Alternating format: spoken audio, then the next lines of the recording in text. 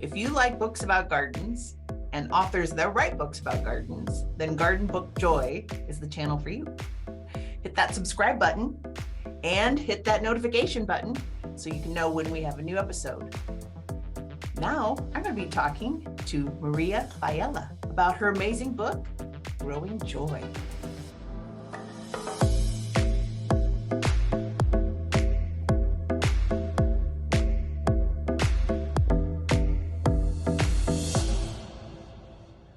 I'm so excited today to introduce our guest, Maria Failla.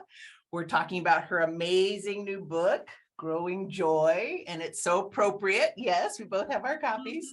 It's so appropriate that we're on our inaugural session for Garden Book Joy. So it's great to be talking about a book about joy. Maria, tell us a little bit about this fabulous accomplishment of yours. Oh, thank you. And I have to say, the minute I saw you post on LinkedIn about this Garden Book Joy program, I was like, my book has joy in the name. I think this makes total sense for us to talk. Absolutely. So you're perfect for our first guest. Yeah, thank you so much for having me. Well, yes, I'm Maria. I'm the author, which is still something that I'm adjusting to being able to say about myself. I'm sure you went through the same process, but yeah, it's called Growing Joy, the Plant Lover's Guide to Cultivating Happiness and Plants, in parentheses. And although I know that, The Great Grow Along has so many authors who have put together incredible books about how to care for plants, Growing Joy is actually a book about how to use plants to care for yourself. I So love it's that. in the self-development category, in the self-care category. But what I realize now, being in the plant space with a podcast, figuring out how to care for plants, the best side effect of having plants as a hobby has been the improved mental health state and the mental benefits from caring for plants for me. And so, when I was approached to write this book, I know that that's the connection that I wanted to make because there are plenty of fantastic plant care books already on the market. Well, one thing I really loved, if I could just read this for a second in your intro, like Mhm. we all lived through the dumpster fire of the pandemic. Yeah. And I just love how you fought through that and, we're able to create this thing that's so important for you, but also so meaningful and beautiful for all of us that are going to be dealing with mental health stuff and how plants can be a friend for that. But I love this. I've written this book about joy, not because it comes easily, but because it has seasons where I've struggled to find it and plants have been the answer to my search. I think that just really sums up what you're talking about here. And I think that's amazing. So, there's a section in here about open your eyes, which I love because let me put on my glasses. I think of myself as the nerdy girl, the nerdy librarian girl, that the hero doesn't notice until she takes her glasses off. So I just love your style and what you're talking about here. But tell me a little bit about how you feel that plants, we can open our eyes more to plants as friends and healers and, a way to make our life better. Yeah. So this section of the book is actually referencing a almost condition called plant blindness. And, out of sensitivity's sake, I like to refer to it as plant bias instead of plant blindness. But it's all Makes about sense. how, we as humans have become so far, we evolved in nature, right? It used to be very natural for us to be surrounded by green, living in tune with nature, recognizing that these plants are a life force around us. We have Right. so many similarities. Yes. Um, as we've gotten farther and farther away from that kind of natural wisdom of living in sync with nature, we also have gotten farther and farther away from being able to recognize that it is living and these plants are living. Plant blindness is a condition. So when I first sat down to write Growing Joy, I thought I was going to write this like science book and I was going to take all of these studies that proved the plant person connection. I knew intrinsically that there's a plant person connection. I wanted to find these studies. I realized I'm not a scientist and that's not my area of expertise. So Right. we bid that notion adieu, but I did some interesting research for the book, and plant blindness was something that when I read it, I felt so seen. So open, this opening chapter of Open Your Eyes, many of us, and now I've been at I've spoken to thousands of my podcast listeners around the world, right? Every corner of the earth. And I've heard this similar story that comes up. When I started caring for plants in my 20s, all of a sudden I noticed the trees on my street for the first time. I really had that experience. So the irony of this is that I used to be a really epic plant killer. I couldn't keep a plant alive if you paid me $1 million, I couldn't keep a plant alive. Me too. Um, yeah, right. Houseplants, houseplants. The rest I was okay with. But Definitely. Any plant, right? In part because I really didn't recognize that they were living things. So when I started caring for plants successfully, and that's a whole chapter in my book of going from plant killer to plant lady. When I started caring for them successfully, I started noticing these things. It was like all of a sudden I was staring up at this tree. I lived on the same block for 5 years, and I just like couldn't get over this tree, and how, in Manhattan, that's where I used to live. These trees are put in these concrete squares in the ground, and the roots grow right up in the shape of a square. And it's like isn't that mesmerizing. amazing? I know. It's incredible. The place I used to go get my nails done, I'd been going for 5 years, has the most robust Hoya I have ever seen. Huge. I mean, 6 foot tall Hoya, trellised, that I had never noticed before. And then I found myself like staring at it oddly, like through the window one day. So all of a sudden, this like world of plants comes alive in front of my eyes at 27. And it's this really heart opening kind of awesome experience, meaning that plants are a wonderful way for us to reconnect to this sense of awe that when we were children, it was so easy to be Yes. in awe of everything. And then all of a sudden you're an adult and you're not allowed to like be silly and have fun. And I think plants are, a way to do that. In my book, I have a chapter about, I say like plants are the new mud pies for adults. So when we were kids, we used to, make our pies and play in the backyard.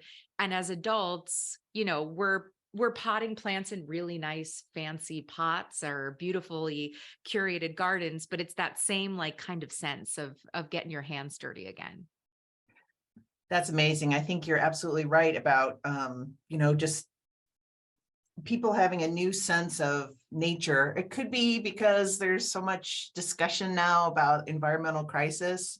And I think houseplants or food gardening or whatever it is that you're doing, I think that's why people have been so attracted to it, not just because of the pandemic. It's been growing. And I think that's important. And I really admire the fact that, your goal originally, and you still do it in the book, was the science behind it. Because I think a lot of people are like, oh yeah, plants, like plants, because they're so around us, right? You don't think about the power that they have, but scientifically we know the greatness that they can bring to our lives, and all the benefits they bring. So I appreciate that.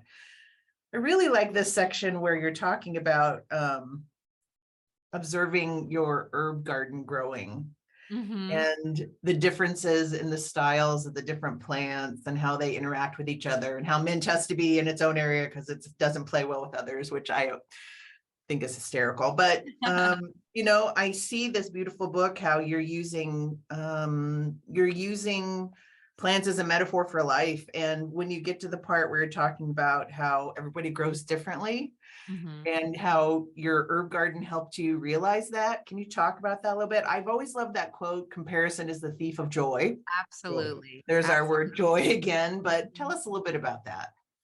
Yeah. So this life lesson, so I kind of came out of my plant bias, my plant blindness. All of a sudden, this piece of my heart is like cracked open. I'm nurturing plants. I'm caring for them successfully for the first time, when I had labeled myself this plant killer, and I carried the shame around that. So I had, all this confidence, and I am a very spiritual person, and I would describe myself as a self-help junkie. Okay. I've read every self-help book. I've taken every personality test. I've done all the yoga retreats. I've done all the, the juice cleanses, like whatever. I've tried it all. Okay. Um, And what I found, and I'd invested a lot of money into those self-help practices. And what I found was, oh my gosh, I am seeing my life reflected in front of me in these humble pots of plants. It was so simple. It was so much more affordable than so many of the fancier things that I had done. Right. And all of a sudden I started seeing, my struggles. My plants became my greatest teachers. That's one of the opening lines of my books. Like, my plants were what really taught me so much. So I started this series on my podcast called Plant Side Chats, and it's where I talk about these life lessons I was learning. That was the basis of this book. And yeah, this herb lesson was one of the first ones that I learned, and it was incredibly powerful. I was a professional musical theater performer at the time. So this is right in the beginning of my plant journey. I don't even think I had started my podcast. I was just, growing some herbs on my balcony. And I had one large rectangular planter that had basil, thyme, sage, chives, and something else. And then mint was separate. And I used to have my coffee in the morning with my plants. So I'd sit and I'd, smell them, and I'd have this mindful, beautiful moment before I went to my phone. It's a whole nother chapter in the book, but yeah, so I started noticing over the course of the season that these herbs were all growing very differently. And as a professional musical theater performer, I really struggled with comparison syndrome, right? Like, this friend was booking a Broadway show. This friend just got their first TV show. This friend did this friend did that. And I think no matter what industry you're in, it is so, especially with social media these days, it is so easy to look around and feel like a failure, right? Or look around and feel like you're falling behind. Yes. All of a sudden, one day I'm sitting with my herbs, like, I think watching water drip off of my basil leaf, and it hits me, these plants all grow so differently next to each other at their own rate in their own time, right? Like, basil is the star of the show, but basil's going to wilt immediately. Basil is going to be like such a drama queen. Sage was something that was, the hardiness of sage. It's this slow and steady grower, but then it's so much more resilient than some of these other more tender herbs. Like, there's snow on the ground and my sage is still like chilling, like putting off more growth. Mint also, yeah, my spastic friend. I personify them. So mint is my spastic friend that, always wants to be there at the party. The extrovert in the garden. Yes, the extrovert who's always going to show up. They're always going to have your back. They're always going to be there. Right. And, they're all designed to grow at their own rate in their own time, as are we. If we look at, humanity, planted humanity in a pot. And I think whenever I struggle with comparison, even now as a podcaster in the garden space, like whenever I struggle with that comparison, I always go back to that lesson. And these are all really simple lessons. Like, this is not rocket science, what I'm talking about, but there's real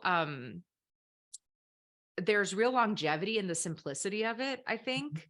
And I have to say, like, the stories that I write about in my book, they're stuff that me and my husband say to each other all the time, because they're simple lessons that are so easy to forget, but great to continue to come back to. Another lesson that, you had brought up, the pandemic. The pandemic was really hard for many of us. Personally, I was in a show in New York City that shut down, during the pandemic. I lost my job. I moved in with my parents, so I lost my home. My wedding got canceled 3 times. I was a pandemic bride. So it felt like all of a sudden, like, everything was taken away. But my motto for the pandemic was, after pruning comes new growth. After pruning comes new growth. I just said that to myself over and over again. And I was just like, I just got hacked back. Like, I just got a really intense prune in my life, but I've got to trust that it's making space for more stuff to come in that I don't quite see yet. And here I am. I love that. Yeah, here I am talking to you as an author, 2 years later. So you've got to, nature just has so much to teach you if you tune your ears, to listen to it, for sure.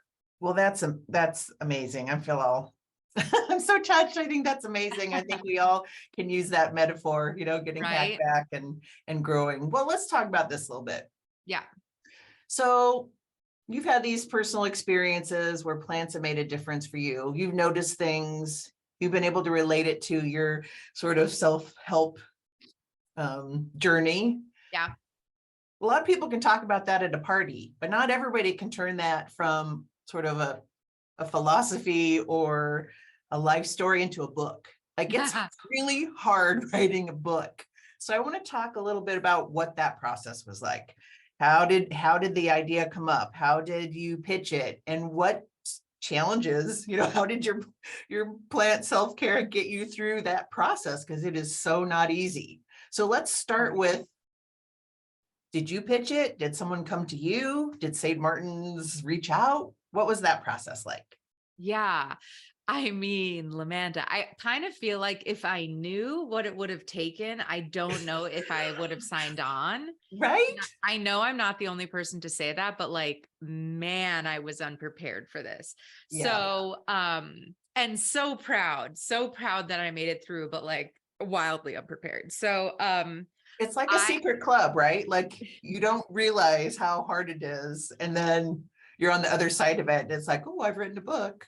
Wow, it's really hard to write a book. yes. And like, oh, you're another author. Like, how can I help you? Like, how can we be friends? Like there's you're Yes. trauma bonded almost, Yes.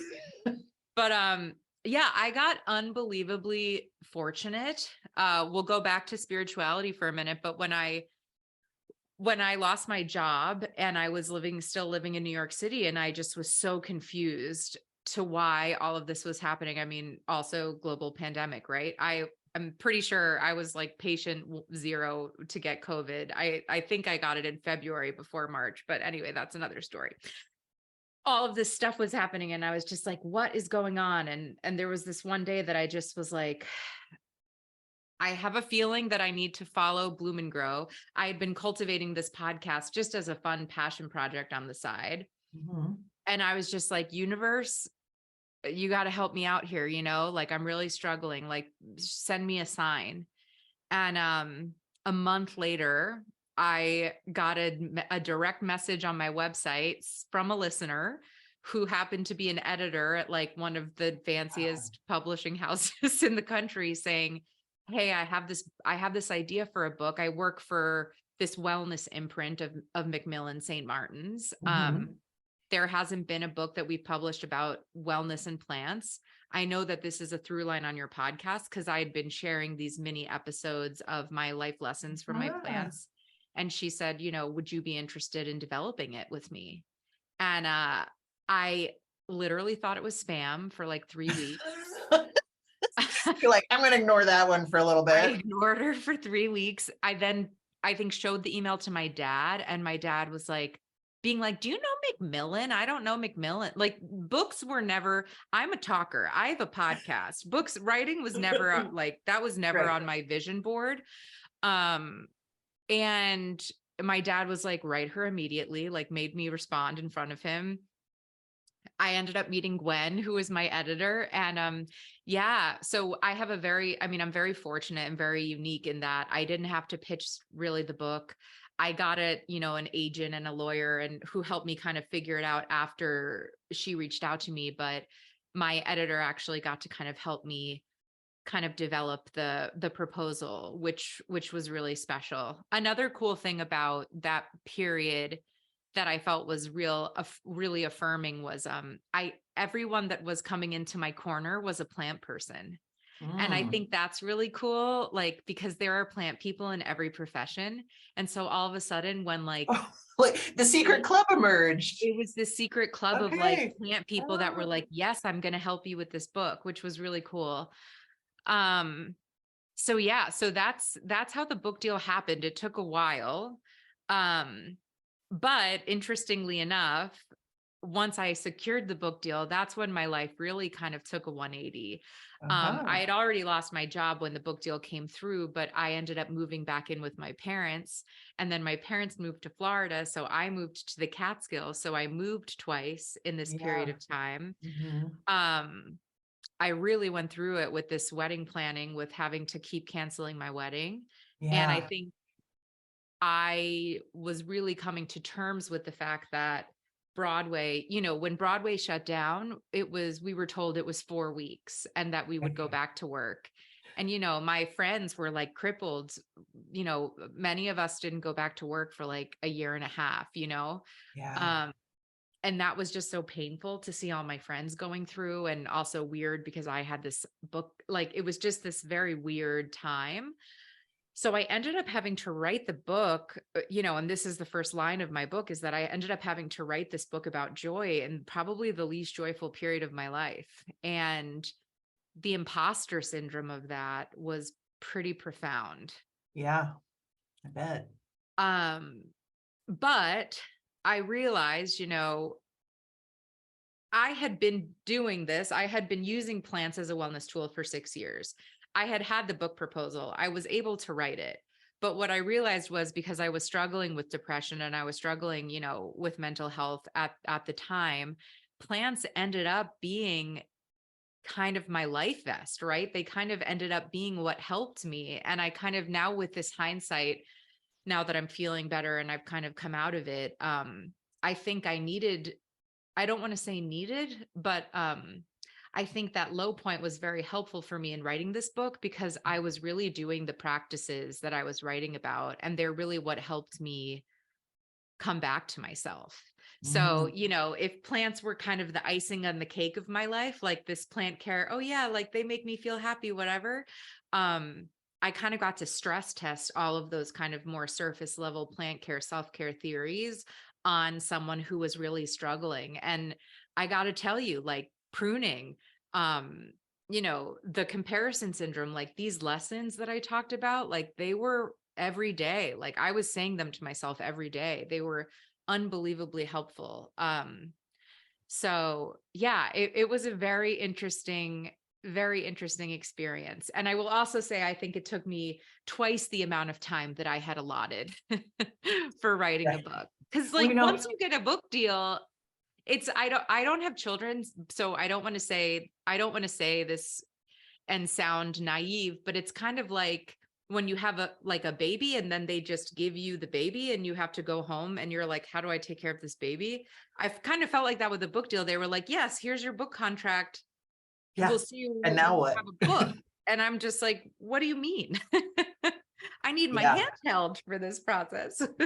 Well, it's a very personal, I mean, it's a very personal thing. Like I said, like, how do you get all these thoughts out of your brain onto a piece of paper in a way that makes sense? It's coherent. Thank God for editors, right? Like, Oh my gosh. Yeah. like someone to help you form it. I mean, I think it's just a really interesting, difficult process, but really love what you're saying. Like like, it's just what makes someone the real deal, like how do you know, how do you cope with imposter syndrome other than the fact that you live through all this and you use these plants to heal yourself, like that's the real deal. That's the real humanity that I think makes this book so approachable for people and so important right now, because we were talking before we started recording, like we're all going to be dealing with some mental health stuff for a while to come. And I think your book is going to be a great way to help people, you know, get through some hard times. And I think it's beautiful and it's wonderful. And I really admire you for bringing it into the world. Tell me a Thank little you. bit about your illustrator. The illustrations are so great. Oh, can we talk about my cover of this book? Yes, I mean, please. it's incredible. I So know. It's I so had, incredible. yeah, I've had a like little female, like a female founder crush on Samantha Leung, Oh. who is the founder of the brand Hemleva, for a while. And when I Mm. was discussing and evaluating the potential of writing this book, I just got this hit of being like, oh my gosh, if I could get Samantha to illustrate this book, that would be so cool, because I've loved her. I've loved her work for so long. I've loved her. I mean, we kind of had a little bit of a relationship, but not close, but like kind of a friendly online relationship. And so I remember like talking to my editor once I secured the deal, being like, I know this is weird, but I would like to pitch this girl to illustrate the book. Cause normally the publisher handles Right. that. Right. So I got way too involved, but I just had this feeling that it would be like so magical. And I love the idea of her also being a woman because my editor was a woman. So we were an all female team. Oh, That's good really team. important. Yeah, that's really important to me. So I approached Samantha and I said, hey, like, I don't know why. I just think you should illustrate this book. I know you're busy. Would you do it? And we had a really cool experience. I think when I was talking to other authors about whether or not I should take this opportunity and what I should know, a lot of people said, be prepared to hate your cover, be prepared to not feel like you have, control over the illustration, like be prepared to not be in control of any of this. And I have to say, like, St. Martin's was very kind and they really let me and Samantha work collaboratively together. And then we really got say in, um, you know, the color of the color of the cover. And we really felt heard in our experience with working with them. And it was so cool. I mean, I didn't by any means illustrate or give Samantha any like visual, I didn't give her like samples or anything. I'm design is my like biggest pain point. I'm horrible at design. Okay. Okay. But I kind of sent her a copy of the book. I highlighted some portions that I thought could be very cool to be illustrated. She read the book. She came back being like, actually, I kind of want to illustrate this, or I think this could be really cool. And it was kind of a conversation. And I think the illustrations are such a fun addition and elevation of the words, which are fun. And for the cover of the book, I did love it's a It's heart so that's filled perfect. with leaves. And Yeah. that was an image that I was pretty intense about. So Yeah. I'm It's a very heart. happy that It's a heart and it's also a leaf and it just says it all. It's really yeah, beautiful. thank you. So shout out. And Hemleva, Samantha, her brand is Hemleva, and she has incredible illustrations, pins, designs, all sorts of really cool planty accessories, so everyone should go check her out. Okay. That sounds good. I'm going to go check it out. Mhm. All right. Well, I've appreciated your time. It's been so fun talking with you about your book and you're just so open about your life and your struggles and how plants have helped you. It's, I feel like sometimes with a book, it's like, here it is, and there's sort of a mystery behind, Yeah. how it came to being.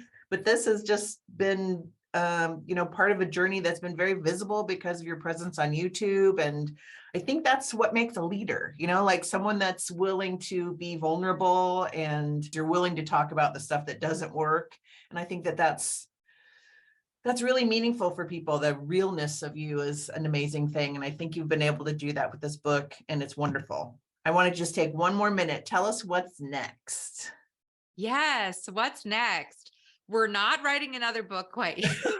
I'm Right. still recovering. Yes, yes. I understand. It might take years. I'm still recovering. We have some very exciting things that are coming to Bloom and Grow Media that are going to be rolled out in January. I can't talk about them quite yet, but really I'm so focused on making this podcast that I have, Bloom and Grow Radio, like the greatest podcast out there for people who want to care for plants and cultivate joy.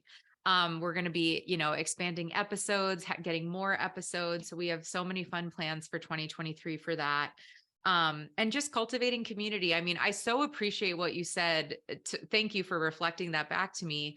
When I started my podcast, Bloom and Grow Radio, I was a plant killer interviewing experts. So I have always been in that novice, like always asking the dumb questions kind of moment. And I think that's why I've always been very relatable to my listeners, or, I'm in the mud, like I'm in the trenches with everyone. Right. You're saying it better than I said it, but yes. Yeah. And that is definitely this next step with the wellness aspect. And you said it exactly right. I'm not a guru. I'm just someone whose life has been, life has benefited from plants. And I just want to like share what what has worked for me with everyone. And my wish for the book is kind of, The book is kind of a lot. I'm kind of a lot. So the book is kind of a lot. There's, more than 60 practices in it. There's all sorts of stories. There's science, like you kind of like get thrown around in the book,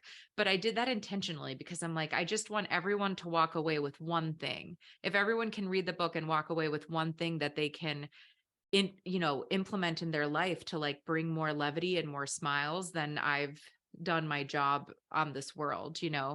So pick up the book, pick up the book at, your local bookstore, or it'll be linked in the bio, and come listen to the podcast if you want some extra free education after you've enjoyed everything that the Great Grow Along has to offer. Well, thank you. I'm definitely going to steal the prune back hard because Yes. I feel that that's true.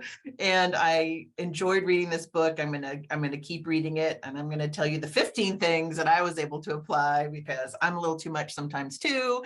So maybe all 60, I don't know. But this has been our first episode of Garden Book Joy. What a joy to have you here, Maria. Thank you for sharing this wonderful thing that you've brought into existence to make us all more joyful people. I can't wait to hear what's next. And I can't wait for you to be part of the Great Grow Along, but we'll talk about that later. Yes, can't wait. Have a great day. Thank you. Thanks for having me.